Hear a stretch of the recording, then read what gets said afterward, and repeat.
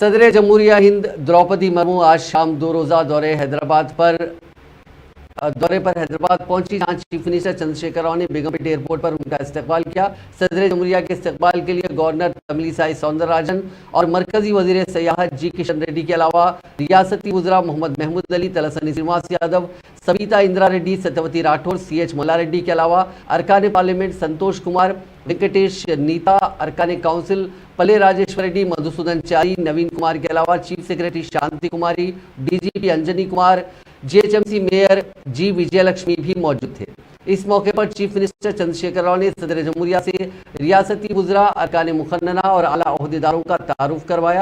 صدر جمہوریہ ہفتے کو حیدرآباد کے مضافات میں واقع دنڈیگل میں فضائیہ کی اکیڈمی میں مربوط گریجویشن پریڈ کا معائنہ کریں گی۔ وہ مسلح افواج کی سپریم کمانڈر بھی ہیں۔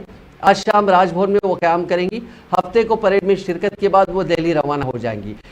فضائیہ ایئر فورس اکیڈمی کی گریجویشن تقریب میں صدر جمہوریہ ہندوستانی بحریہ، ساحلی گارڈز اور دوست بیرونی ملکوں کے عہدیداروں کو بھی اعزازات سے نوازیں گی، جنہوں نے فضائیہ کی اکیڈمی میں تربیت انہیں دی گئی ہے۔ اس تقریب میں مختلف طیاروں کے ذریعے فضائی کرتب بھی پیش کیے جائیں گے۔